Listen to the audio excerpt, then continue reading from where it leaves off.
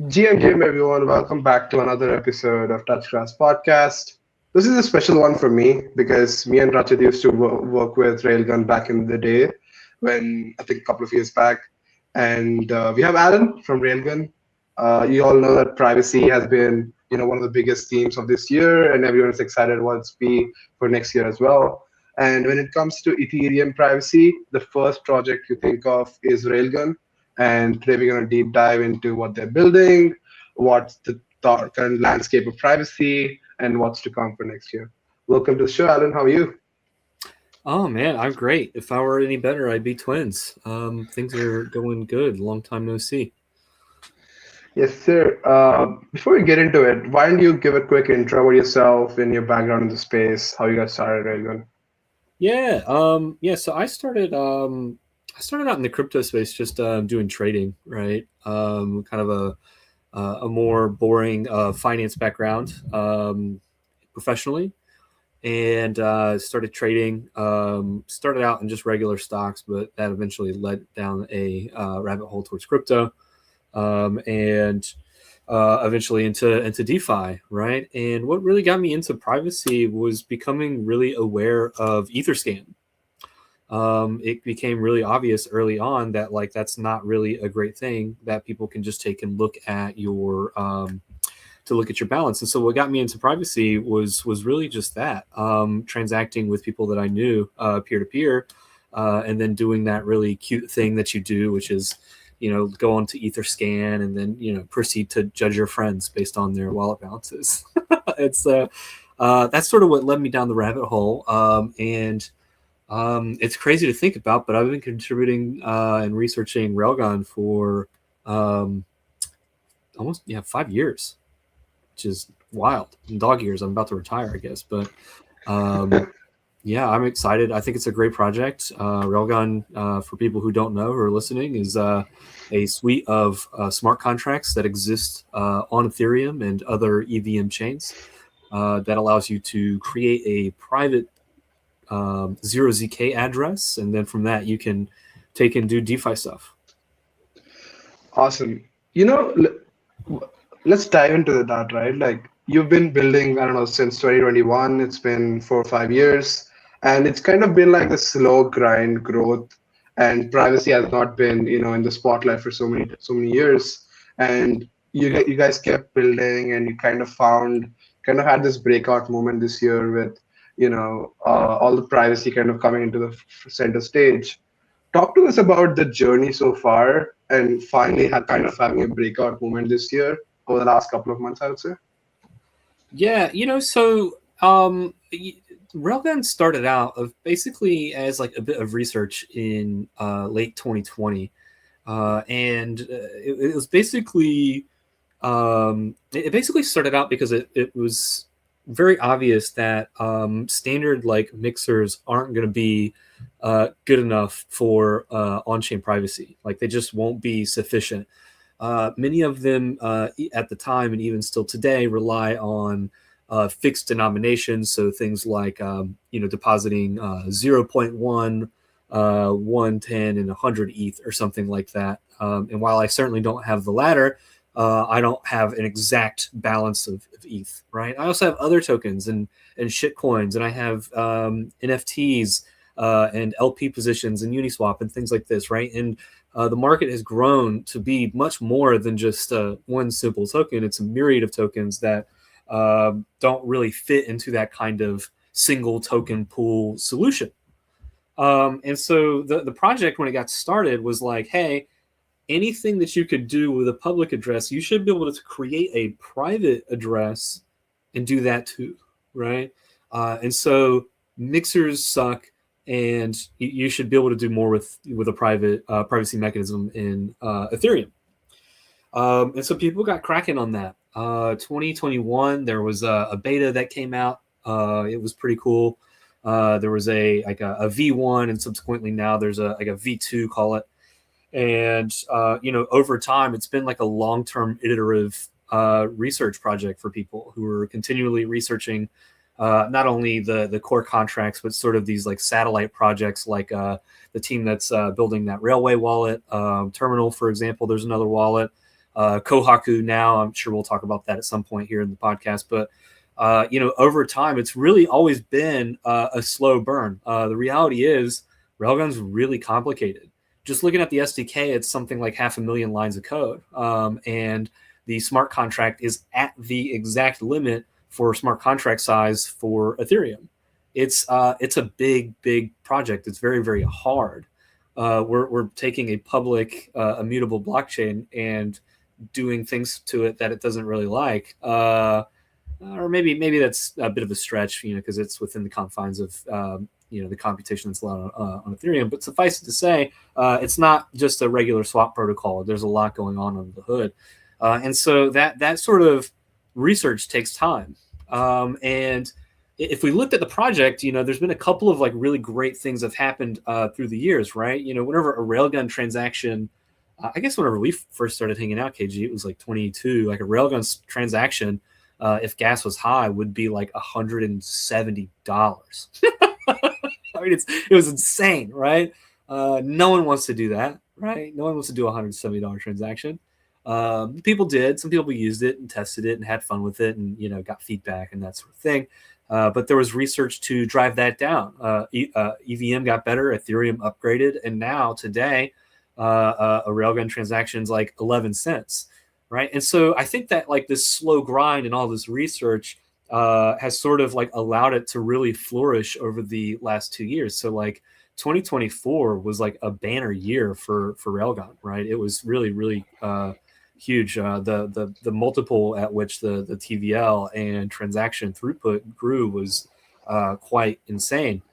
Swap volume went through the roof for private swaps and things like this, right? So 2024 is certainly big, but 25, it's been pretty weird to see the Ethereum Foundation doing a lot more in the space, and particularly working on and contributing to an SDK around Railgun. So it's been a crazy year. Here we are at the end of it, and it's exciting. Awesome.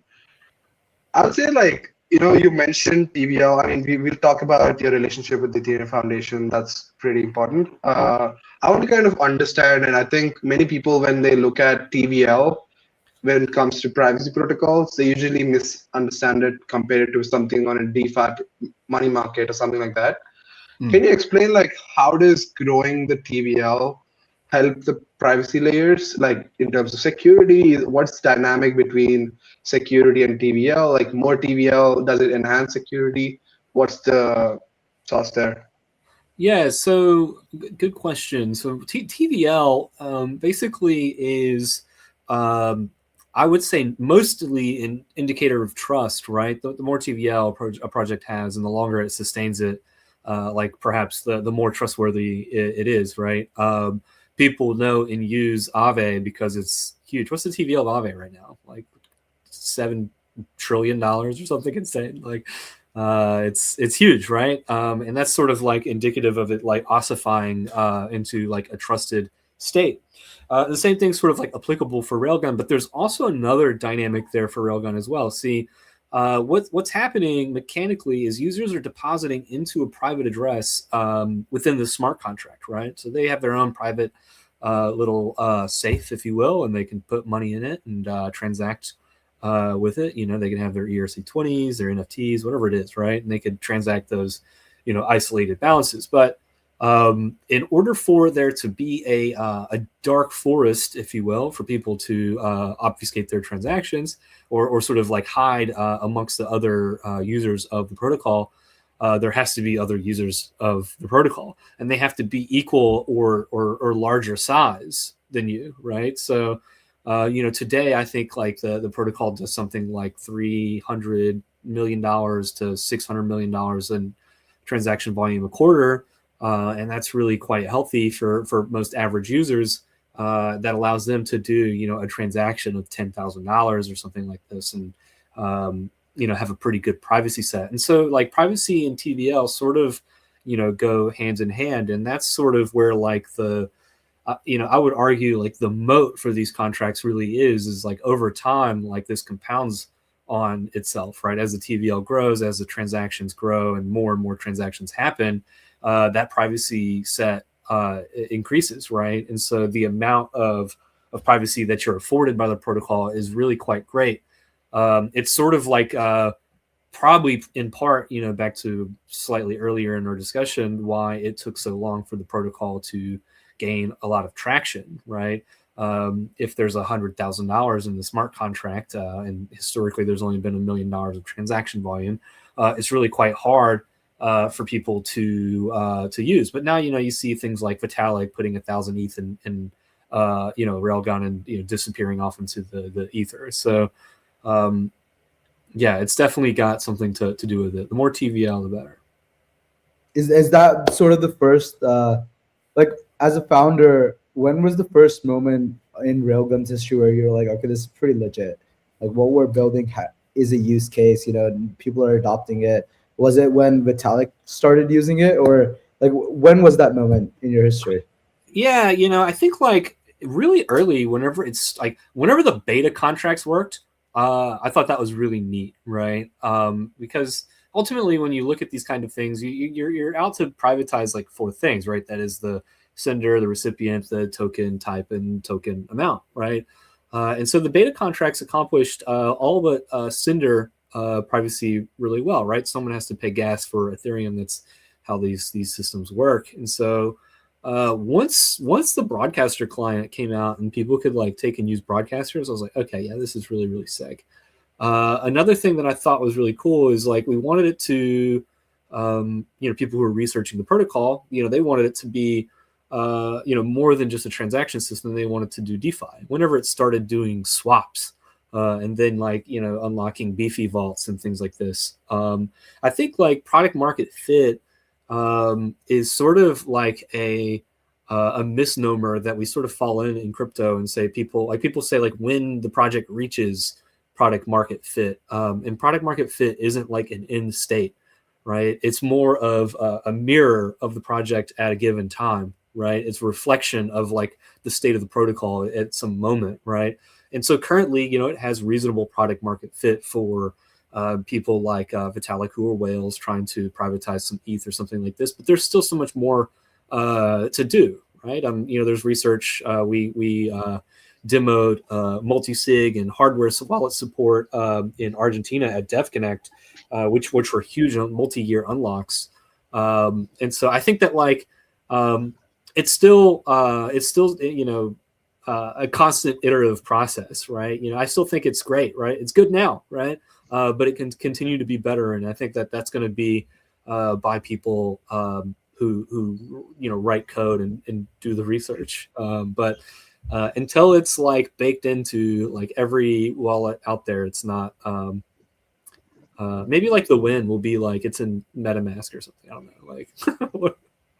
Yeah, 100%. We'll talk about the EVM embedding thing in a minute, but are people who are depositing right now the biggest cohort? Is it just the OGs of the space, OG Bitcoiners, or what's like the cohort division look like right now? And I wanted to ask, how did Vitalik actually get involved? Like, I think there's a story there. Yeah. So I think like, so on the first question, like, if you look at the contracts, it's always like really interesting stuff, right? You'll see people who are depositing who, the wallets have exposure to things like Coinbase Prime, right? Which means it's probably somebody of reasonable net worth and stature for whatever that's worth, right?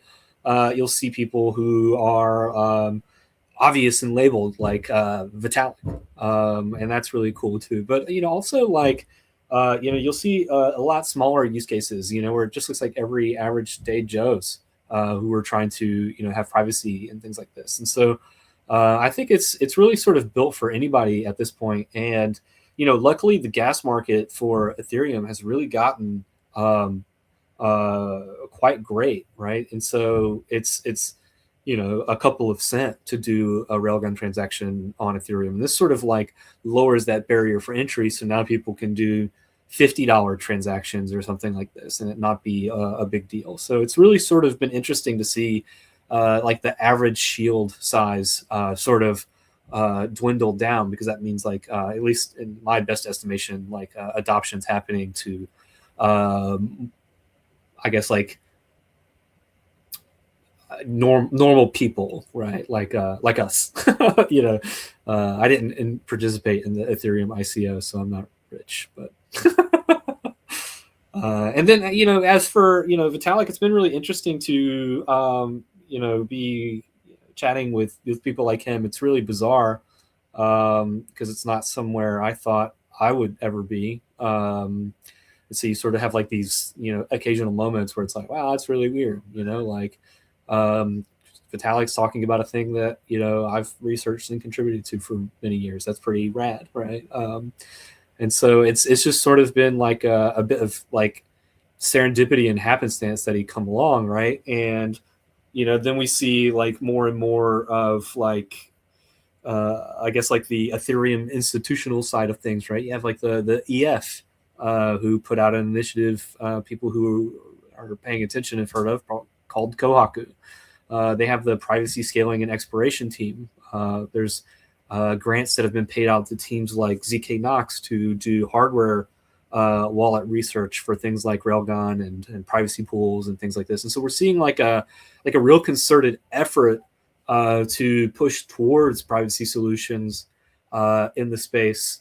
And it's sort of it's sort of bizarre, admittedly, from my perspective, because you don't really expect yourself to you know, be in contact with what most people consider to be DeFi Jesus, but, you know, here we are, and we're all sort of, you know, contributing and rowing boats in the same direction to get more privacy for the chain. Yeah, and you know, funny story there. I remember back in the day, whenever we used to talk about like mindshare on Twitter, and obviously like back in the day, privacy wasn't something that you'd want to publicly talk about, and we can talk about that a little bit. We'd always think about different ways to increase mindshare, and then KOLs, like KG and I would bring up KOLs, and then next day we'd see Vitalik do a transaction, and then mindshare would peak again. So we never have to go back to that. I thought that was really wild. How is the relationship with you know, talking about privacy within the team expand? Like, are you a lot more comfortable talking about privacy as tech now as compared to back then?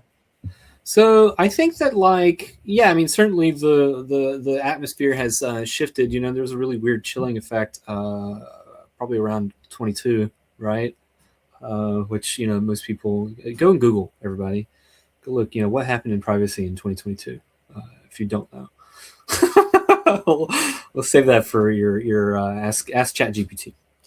And so, yeah, there was a weird chilling effect. People didn't want to talk about it, right? It became like a weird leper, you know, but naturally it's important, right? And I think that like the importance has sort of like cropped back up. I mean, even outside of the things like the Ethereum Foundation, there's all sorts of people who are excited about privacy. I think in the news, there was the chair of the SEC. I don't know if you guys saw this, but Paul Atkins was talking about privacy and blockchain and things like this, which is crazy. He's the chair of the SEC. And so like, it's been like a huge shift, right? I think people are starting to get why privacy makes sense.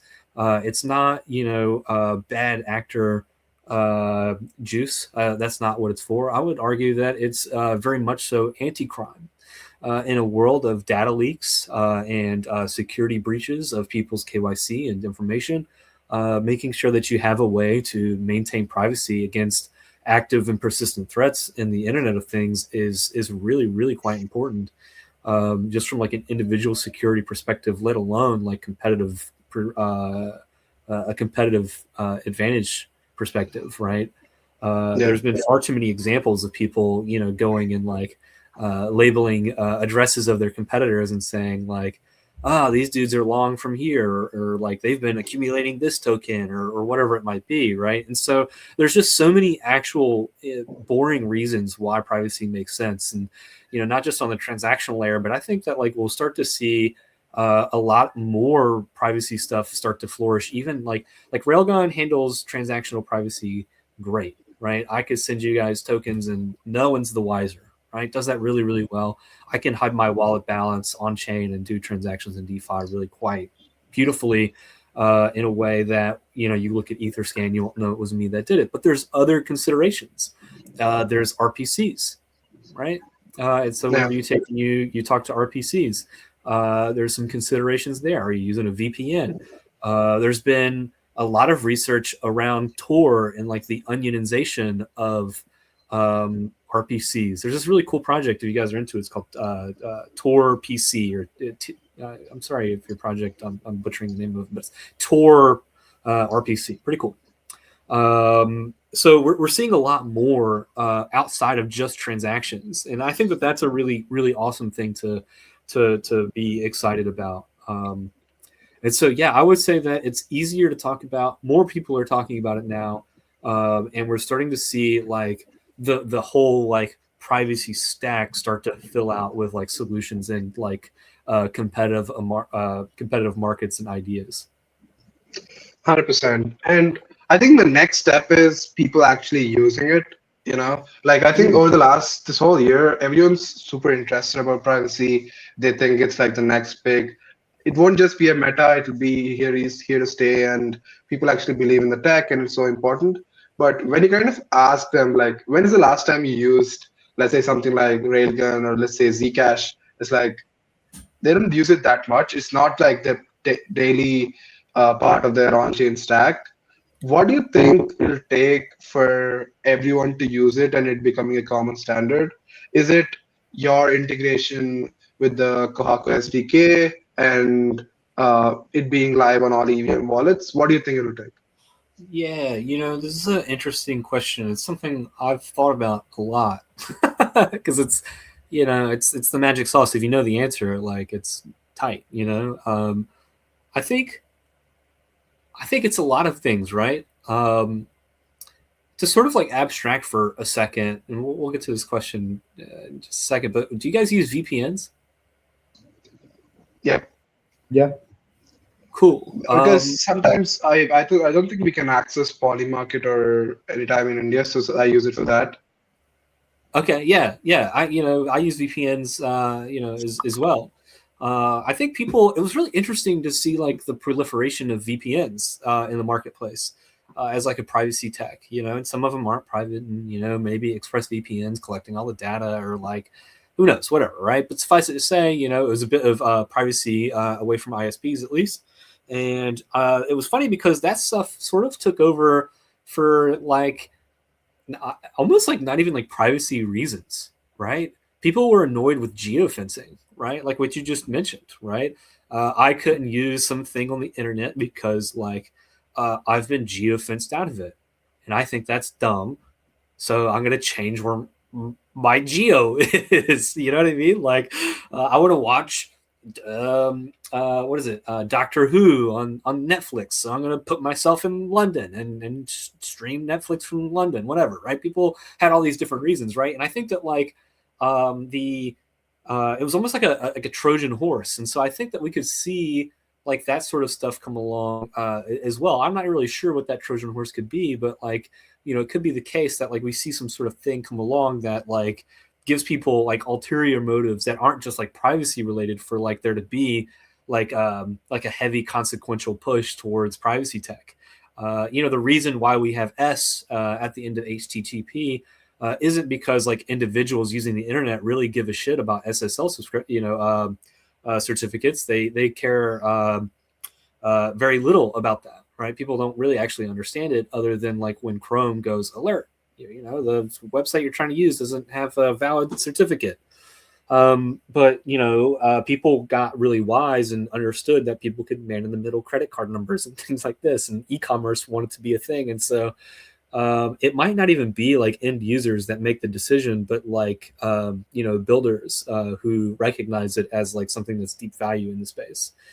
I think that like some things that could help are most certainly like easier ways to integrate Railgun, right? So you mentioned Kohaku, and Kohaku is a great lighthouse case.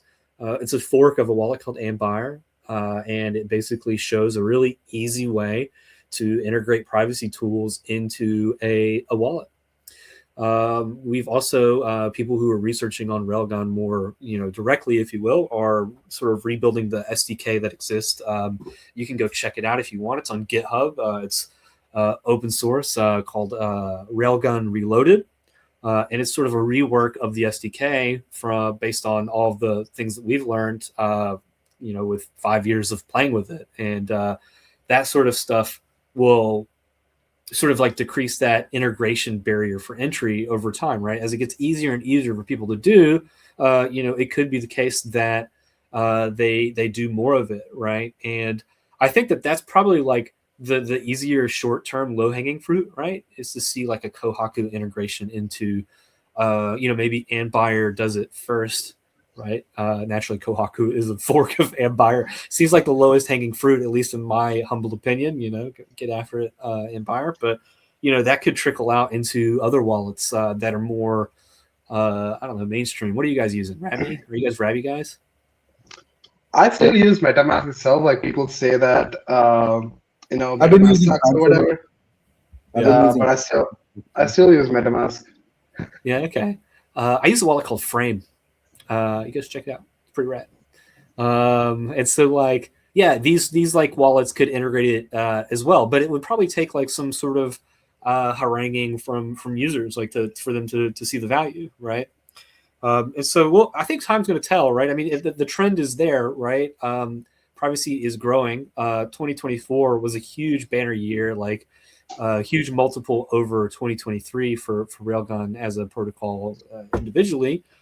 Privacy as a space has gained a lot of market share. Other protocols are coming along. Things like privacy pools is around, and it's pretty cool. There's some new things that are happening on Solana. We're starting to see like the capture of like daily DeFi volume increasing with time, and so it's just important to sort of continue iterating and making it better and better. But I sort of also appreciate that these sort of changes happen over a very, very long time, right? Credit cards arguably took 40 years to be adopted. And so I think it's silly for us to say that, 2026 is the year of crypto. Everybody's going to use Bitcoin or whatever it is, right? I think we should be a little bit more tempered with our expectations and thinking like more like 5 to 7 years kind of thing. 100%. I think like crypto is entering that maturing kind of stage where after where everything kind of looks boring, but adoption is actually happening on the ground. So I'm definitely looking forward to it. That's what you want to see, though, right? Boring is good, right? When it comes to tech, it should be boring, right? In fact, look at history for tech, right? The .com bubble, right? Everything was real exciting from like 1997 until like the crash. Pets.com raised an eye-watering amount of money. Everything was real exciting, right? But now the internet's real boring, right? Why? Because it's adopted, right? It's the same kind of principles, right? Whenever it gets boring and it's still around is when it's actually successful in being adopted, right? That's my opinion. So I think that's a good thing. 100%. So your plan is like right now, the thing works, everyone likes privacy. Now the next job is to get it in front of as many wallets as possible, make the integrations as simple as possible. Are you also thinking for our final question is like, what are your plans for the coming years? Is it just nailing down on the distribution side with wallets, or are you also looking at DeFi and yield or masking that aspect as well? Yeah. The straight answer is all the above, right? I think you kind of have to attack all of the market, which is totally a hokey thing to say, but it's true, right?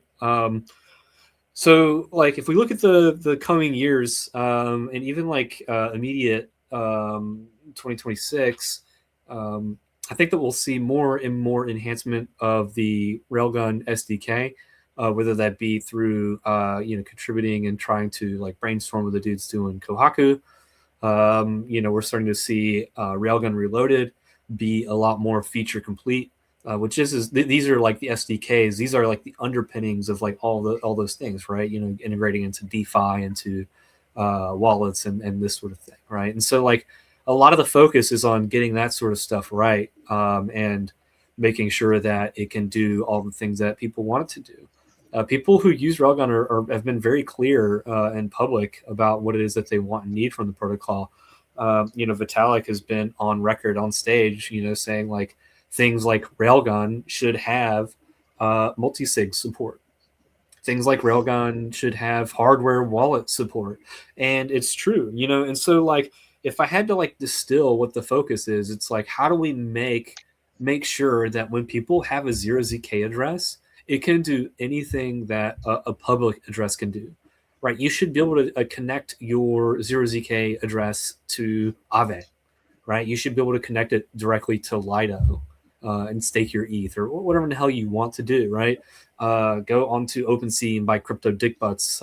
Maybe they'll surge again, right? And the floor will raise, you'll make tons of money. Who knows, right? Whatever you can do with a 0x address, you should be able to do. But what if it could do even more? Right? What if it was even better?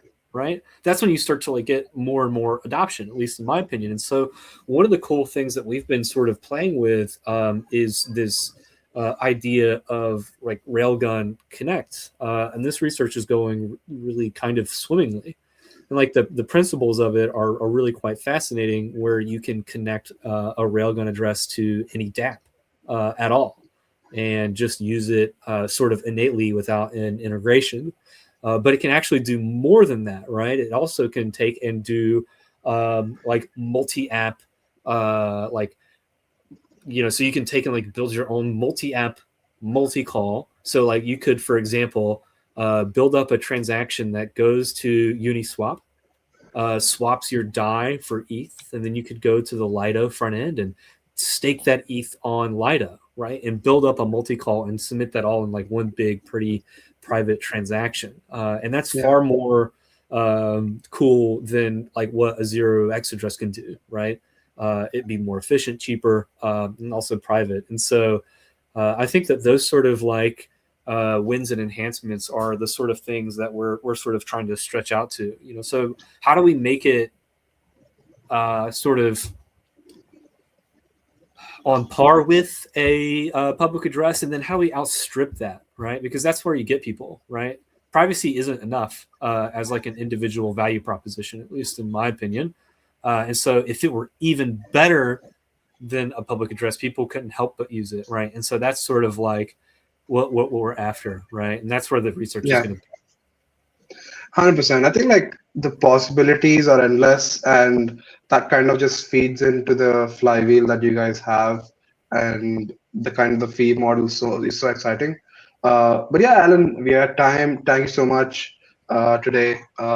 Privacy renaissance is real, and looking forward to what you guys do next year. Yeah. I appreciate you guys having me. For people who are listening, if you want to build cool privacy stuff, you know, join us on Telegram, Discord. You know, we're all privacy nerds, but we're not incredibly hard to find on the internet. So, you know, come hang out and say hey, and let's all build privacy stuff together. The Railgun team is probably the most collaborative team that I've ever worked with in terms of like entertaining incoming requests. Like Alan, Bill, all the contributors are extremely nice and very easy to talk to. So no, please stop. Alan, okay. Let me ask one last question. Okay. We do have a lot of our audiences, people living in APAC who are developers looking to build their next thing. If there's one that people could build with the Railgun stack that you haven't seen yet, which is like, okay, if someone builds this, that would be crazy. Do you have some sort of RFQ for them? Yeah. The number one thing that doesn't exist for Railgun, which is ironically one of the number one things that people use Railgun for, is a payments and invoicing app. It doesn't exist. And that is what so many people use Railgun for. People, what they'll do is they'll build a private address, and they'll send an invoice to people for them to pay them into their private address, or the other way around. They'll pay out of a private address to public addresses so they don't dox their treasury. They'll do internal transfers to people, but like private request finance. It's like a request.com, but powered by Railgun, essentially. Yeah, exactly right. 0zk request. You know, Okay. somebody can buy the URL, build it today. That's probably one of the most realist dev requests we've gotten on the show. I'm pretty sure someone. Yeah. I'm pretty sure it would be the number one app that like people use Railgun for, because it's like the number one thing that people do with the protocol. Awesome. All right, you heard it here first.